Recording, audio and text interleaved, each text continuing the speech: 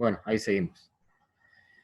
No, les aviso nomás que voy a grabar la reunión para que quede disponible después, ¿sí? Porque me habían pedido para grabar por su cuenta, pero no puedo acceder ahora a la contraseña, así que voy a grabar yo nomás la reunión y en todo caso después la subo a YouTube y la tienen disponible ahí.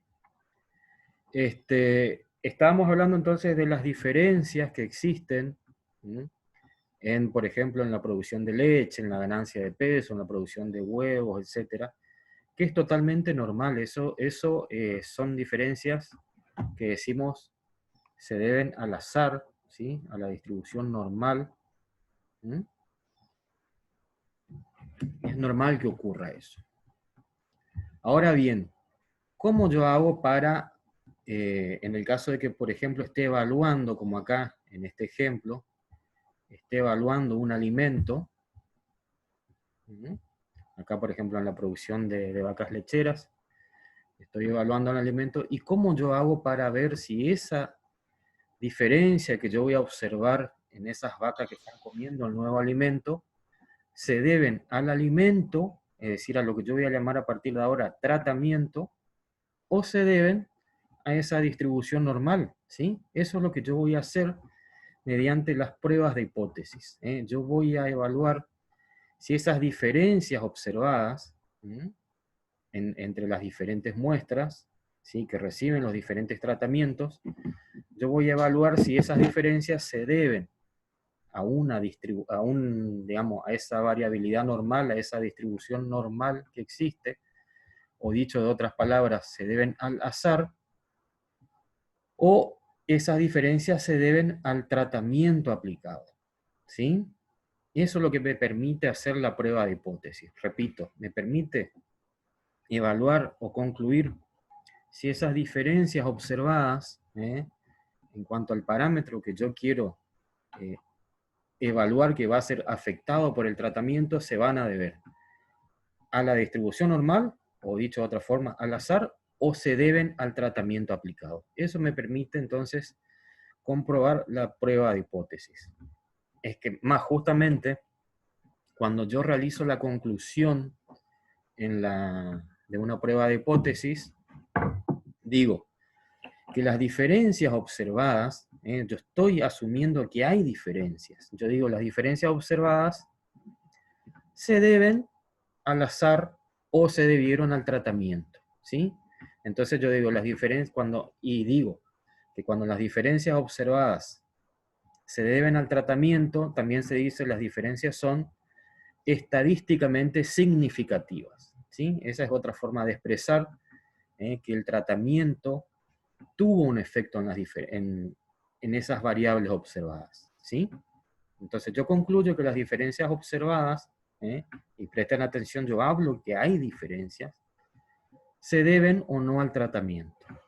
Vamos a ver qué tenemos para la siguiente diapositiva. Ahí está.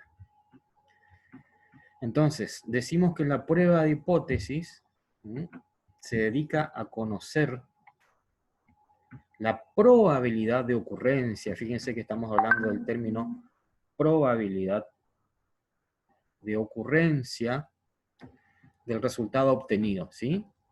Estudiando la variable que yo quiero estudiar, ¿no es cierto?, bajo determinado tratamiento. Todo ello basado en la distribución normal, ¿sí? O sea que acá vamos a trabajar también con T o con Z, ¿sí? Entonces eso es lo que hace la prueba de hipótesis, me va a indicar, o vamos a hablar en términos de probabilidad. ¿Alguna pregunta hasta acá? No, profe. Bueno, bien. Fíjense que acá yo recalqué la palabra hipótesis. ¿Qué es una hipótesis? A ver, ¿quién me puede decir? Activa su micrófono y nos comenta qué entienden por hipótesis.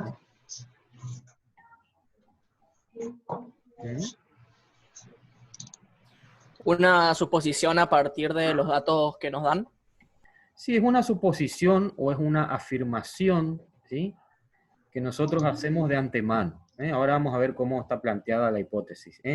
Pero es una afirmación previa al suceso, ¿sí? Yo, por ejemplo, volviendo al caso de, supongamos, no sé, ya que estamos hablando de las vacas lecheras, ¿sí? Yo digo, el nuevo alimento para vacas lecheras va a producir, o puede producir, una mayor producción de leche, ¿sí? Puede producir una mayor producción de leche. Ojo, no siempre va a haber aumento. A veces puede haber disminución de cierta característica, o sea que la variable, el valor de la variable se mueva hacia abajo de la media. Sí, ese es otro caso. Pasa que acá siempre hablando de parámetros productivos, nosotros siempre buscamos mayor producción. Entonces, cuando hablemos de producción de leche, de ganancia de peso vivo, o sea, producción de carne, producción de huevos, siempre yo voy a buscar un aumento. Entonces voy a decir en mis hipótesis, ¿eh?, que el uso de tal alimento o el uso de tal vitamina o mineral, lo que sea, me va a producir una mayor cantidad de leche, una mayor ganancia diaria de peso, una mayor producción de huevo por semana o por mes, ¿sí? Pero, por ejemplo, yo puedo estar hablando del efecto, evaluando, supongamos, el efecto de una droga antiparasitaria, y ahí yo voy a buscar que esa droga me disminuya la cantidad de parásitos. Entonces yo voy a decir, tal droga nueva antiparasitaria produce una mayor disminución de la carga parasitaria que los antiparasitarios normales o de uso actual, digamos, ¿sí? Entonces yo me puedo mover a ambos lados de la media, ¿sí? Hacia ambas colas. ¿Sí? O incluso también yo puedo hablar simplemente de modificación, ¿sí? De diferencia. Por ejemplo, acá, yo estoy comparando, evaluando dos líneas productoras o sea, dos líneas ponedoras, ¿sí? Productoras de huevos, y yo puedo evaluar que la producción de huevos de ambas líneas es diferente, ¿sí? No digo que una es mayor que otra, ni viceversa, sino que digo que es diferente. ¿Eh? O que también, al caso de alguna droga, una vitamina, puedo decir, tal vitamina produce una modificación en los niveles de un determinado parámetro que yo mido en el organismo, ¿sí? O produce una variación en la ganancia de peso, pero yo no digo que aumenta o disminuye, ¿sí? No digo que aumenta o disminuye. ¿Mm? Entonces, eso es importante tener en cuenta, ¿sí? Porque fíjense acá, cuando yo tengo los gráficos, y siempre acá les vuelvo a recalcar el uso de los gráficos cuando ustedes trabajen, así como cuando hablamos de intervalo de confianza, incluso de los valores de probabilidad usando Z, yo les decía, usen gráficos, acá también usen los gráficos. Entonces, acá también utilicen los gráficos, ¿sí? Y fíjense que tenemos tres tipos de gráficos. ¿Sí? Tenemos, fíjense acá, dice valor de T de tabla a dos colas, ¿sí? Y valor de T de tabla a una cola, ¿sí? Y fíjense que están pintadas las colitas en las tablas, ¿sí? Esas colitas, para ir adelantando, esa área sombrada, es lo que nosotros denominamos, ya hablamos en intervalo de confianza, del nivel de alfa, ¿sí? O del error. Y el centro de la gráfica de la curva es 1 menos alfa, es la confianza, ¿sí? Esto es la confianza, y las colitas son el alfa.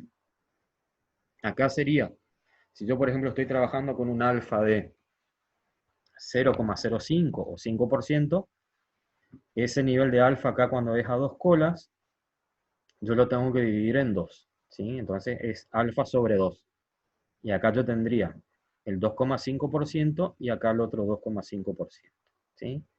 Y acá el 95% restante. Eso haciendo la aclaración de que yo elegí un nivel de alfa del 0,05, ¿sí? Puede ser también un nivel de alfa del 0,10, o del 0,01, ¿sí? Pero cuando es a dos colas, yo divido ese alfa por 2, ¿sí? y cada parte de esa división va a una de las colitas.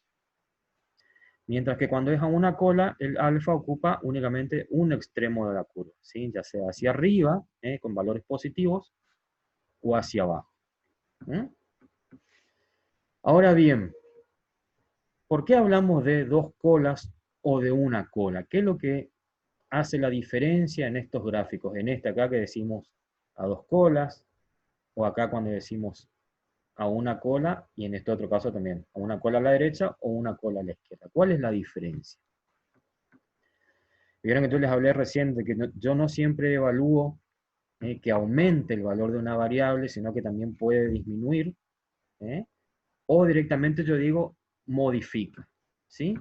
Entonces, cuando yo, por ejemplo, estoy hablando de que quiero evaluar el efecto de un tratamiento sobre el aumento del valor de una variable, por ejemplo, sobre el aumento de peso, voy a trabajar acá en este gráfico del medio, ¿sí? A una cola a la derecha, ¿sí? Porque yo evalúo si ese tratamiento me va a ubicar a las observaciones en este extremo de la curva, ¿sí? Si yo, por ejemplo, estoy evaluando el efecto de un tratamiento sobre la disminución de algo, yo quiero evaluar si eso hace que disminuya algo, también trabajo a una cola, pero la sitúo de este otro lado, una colita a la izquierda, ¿sí? Y si yo, por ejemplo, quiero ver si un tratamiento produce modificación de algún valor de la variable, ¿sí? Pero no sé hacia qué lado se va a ir esa modificación, no estoy seguro, a mí solamente me interesa ver si lo modifica, trabajo a dos colas, ¿sí? Eso es la diferencia. Esto yo tengo que determinar, ¿sí? Cuando yo voy a hacer una prueba de hipótesis, ahora vamos a ver los pasos que ustedes ya habrán visto en el teórico. Yo tengo que tener en claro a cuántas colas voy a trabajar porque, eh, a la hora de buscar el valor de t en la tabla, no es lo mismo buscarlo a dos colas que buscarlo a una cola, ¿sí? Por eso, yo voy a fijar el nivel de alfa, que también lo voy a ubicar en la tabla, ¿sí? Para buscar mi valor de t. Y también tengo que determinar si es a dos colas o es a una cola, ¿sí? Bien. Fíjense acá, esto es un poquito también de lo que les estuve hablando al principio, ¿sí? Tratando de graficar qué es lo que pasa con la distribución de las observaciones. Fíjense que acá yo tengo, evidentemente, dos polios, ¿sí? Que tienen diferente peso, ¿sí? El peso, obviamente, este que está acá a la izquierda es mucho más liviano, del de la derecha, un polio mucho más grande, más gordito, todo, ¿sí? Son dos polios que tienen la misma edad, Pero fíjense cómo están ubicados dentro del gráfico, ¿sí? Están, digamos, dentro del área de distribución normal, ¿sí? Aparecen dentro, ¿eh? de los valores que se distribuyen alrededor de la media, ¿sí? Y con un nivel de confianza que yo lo fijé, o sea, están dentro del nivel de confianza que yo lo he fijado. Entonces, estas diferencias observadas, ¿sí? Se deben simplemente al azar. Obviamente acá el dibujo es muy extremo, ¿sí? Esto es para que se vea nomás. Esto no ocurre tanto así en la realidad. Ver polios tan diferentes en cuanto a peso o tamaño de la misma edad, acá ya es muy llamativo. Acá, obviamente, este polito de acá seguramente pasó por alguna enfermedad, por alguna carencia, algún problema que hizo que tenga un peso inferior a este polio, ¿sí? Pero bueno, está, digamos, como ejemplo gráfico nomás, ¿sí? Pero para que ustedes vean que es normal observar diferencias, ¿sí? En una población o en una muestra. Es normal que se observen diferencias. Lo que yo voy a ver después con la prueba de hipótesis es ver si estas diferencias, ¿sí? Si me sitúa, por ejemplo, este polio más liviano me sitúa acá, ¿sí? Dentro de la distribución normal, o ya me sitúa por fuera, ¿sí? Eso es lo que yo tengo que determinar con la prueba de hipótesis, ¿no? Entonces, vamos a hablar de prueba de hipótesis para una población, ¿sí? A ver, ¿alguien entiende? ¿Alguien nos puede comentar, compartir en qué consiste la prueba de hipótesis para una población? Acuérdense de lo que vimos al principio. Nosotros comparamos. ¿Mm? Estamos comparando. Pero acá yo hablo de que tengo una población. Entonces, con algo yo tengo que comparar. En realidad lo que estoy teniendo acá es una muestra, pero se dice una población. A ver, ¿quién entiende? ¿O quién tiene una idea de lo que es?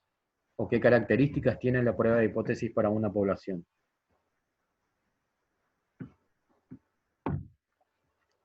Claramente querés obtener un resultado de tu misma población, del mismo Y sí, pero ¿con qué lo comparás? Con una variable diferente. resultados de de la muestra. ¿Cómo? A ver. La comparás con una hipótesis alternativa. No, eso ya vamos a ver, eso es otra cosa. Eso es otra cosita. ¿Con qué comparo? La más fácil de describir es la que vamos a ver en la clase que viene, o sea, de describir las características, que es la prueba de hipótesis para dos poblaciones diferentes, ¿sí? Donde yo comparo una muestra que recibe mi tratamiento, ¿sí? Por ejemplo, recibe un alimento balanceado nuevo, con otra muestra que actúa de testigo, ¿sí? Que recibe el alimento tradicional, ¿sí? Ahí yo estoy comparando las medias de ambas poblaciones, ¿sí? De ambas muestras en realidad. Pero acá en la prueba de hipótesis para una población, ¿sí? Yo tengo una muestra a la que yo le doy el alimento balanceado, ¿sí? Que quiero evaluar. ¿Con qué comparo esa muestra? La media. Comparás esa muestra con el resto de la población. O sea, con la población total sería. Exactamente, exactamente. Comparo con el valor de mu, ¿sí? Por eso se dice para una población, porque yo tengo únicamente una muestra, que es mi muestra que recibe el tratamiento, y la voy a comparar con el parámetro poblacional, ¿sí? Si bien ustedes vieron en las primeras clases que decíamos que es muy difícil acceder a toda la población, es decir, si yo no puedo acceder a toda la población, yo no voy a tener el verdadero valor del parámetro. Hay casos, hay situaciones, por ejemplo, ya que estamos hablando de pollos, ¿sí? Como son líneas genéticas donde toda la producción se realiza en granjas especializadas, o sea, los productores avícolas no producen sus pollitos, ellos compran los pollitos, ¿sí? Ellos los compran, o sea, la empresa ya, la industria de la producción de pollos parrilleros o de ponedoras, ya directamente produce los pollitos, entonces ellos tienen un registro, ¿sí? De toda esa línea genética, tienen un registro muy minucioso, ¿sí? Y podemos llegar digamos, a afirmar que, o a asegurar de que tenemos el verdadero valor del parámetro, ¿sí? Porque ya esa población de línea genética está totalmente registrada, ¿eh? Entonces hay situaciones particulares donde yo puedo tener el valor del parámetro, ¿sí? Y yo voy a comparar mi valor de mi muestra, es decir, en este caso la media poblacional, yo puedo comparar otros estadígrafos, acá estamos comparando la media, yo comparo con el parámetro. Y esto es importante que ustedes sepan diferenciar porque a la hora de resolver, y seguramente también en el parcial les van a pedir, les van a dar un enunciado y que ustedes digan qué prueba de hipótesis van a utilizar, si de una población, de dos poblaciones, para datos apareados, ¿sí? Y eso, ¿cómo ustedes lo saben? Leyendo detenidamente el enunciado. ¿Sí? Fíjense después o bueno, después a lo último, nos fijamos un poquito en la guía de ejercicios para ver cómo nosotros detectamos cuándo aplicar una prueba de hipótesis para una muestra o una población o para dos poblaciones. ¿Sí? Eso lo hacemos leyendo el enunciado, según las características de cómo está formulado el problema, ¿sí? Obviamente, si yo estoy haciendo en la práctica, ¿sí? Yo sé porque yo tengo las muestras, yo sé contar, tengo todo manejado. Pero si yo estoy leyendo nomás y viendo de qué prueba se trata, yo tengo que leer el enunciado y deducir de qué prueba o qué prueba se aplicaría para esa situación, ¿sí? Entonces, y acá generalmente, si bien en el teórico se menciona que ustedes pueden trabajar con T o con Z, vieron que Z ya es para tamaños muy grandes, entonces la mayoría de los casos vamos a trabajar con la tabla de T, o sea, con valores de T, ¿sí? Con T de student. ¿Mm? Entonces, ¿alguna pregunta antes de seguir? Ahora vamos a empezar a describir cómo se plantea, digamos, o se conforma esa prueba de hipótesis. Si no tienen ninguna pregunta, seguimos avanzando. Profe, después puede subir ese PDF al grupo. ¿Este que armé? Sí. Sí, no hay drama, pero es medio que lo mismo que...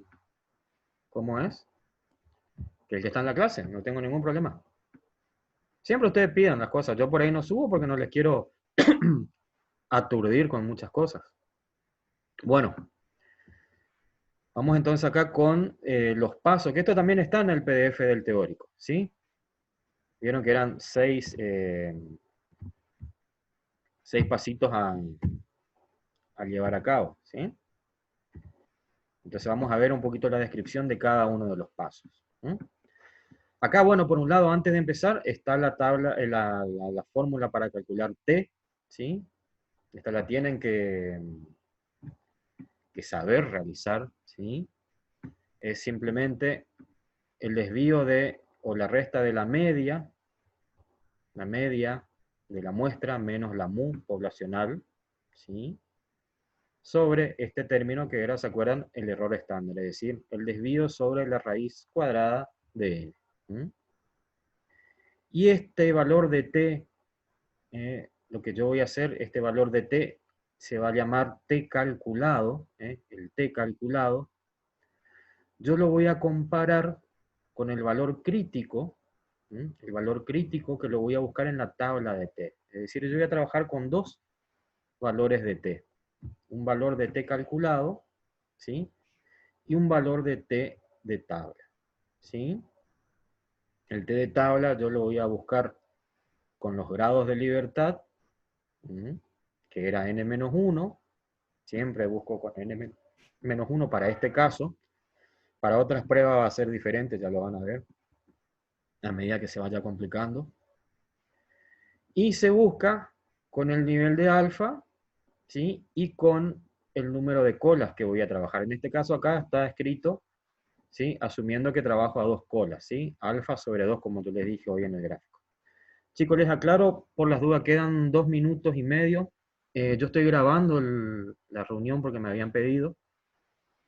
Seguramente para volver a iniciar se va a demorar un poquito hasta que me grabe todo el video, así que de última hacemos un pequeño paréntesis, pero seguimos con la explicación, ¿sí?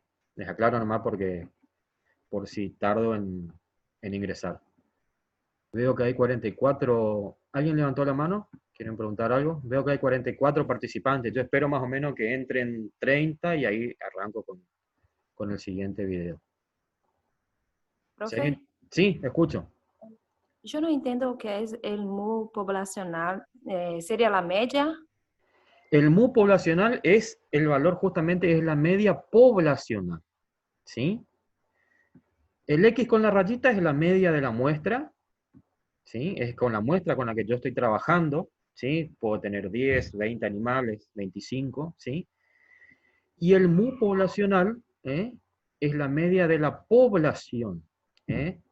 En este caso, como yo estoy trabajando con una prueba de hipótesis para una población, es una situación donde yo conozco el valor de la mu. Muchas veces no se puede conocer porque no podemos acceder a todos los integrantes de la población. En este caso sí. Entonces simplemente mu significa media poblacional. ¿Está? Ah, gracias. Bueno. Entonces, lo que yo voy a hacer es comparar dos valores de t, mi t calculado, que yo lo tengo que calcular con los parámetros que voy a tener, ¿sí? Y el T de tabla, que ahora después yo les voy a, no sé si tienen alguna tabla de T, yo estuve buscando en internet, después les voy a pasar una tablita que encontré, hay muchísimas, muchísimos modelos en realidad, pero todas muestran lo mismo, así como las tablas de Z. Yo les voy a pasar después la tablita que encontré que me pareció bastante sencilla de utilizar. ¿Mm? Se termina el tiempo, profe. Sí, se termina. Ya hablamos pavada nomás ahora y retomamos enseguida la siguiente parte de la reunión. ¿Mm? A ver un poquito, vamos a la tabla de T. Ahí está una parte de la tabla de T, ¿sí? Hasta que se corte todo. Fíjense, acá tiene una columna a la derecha que es los grados de libertad.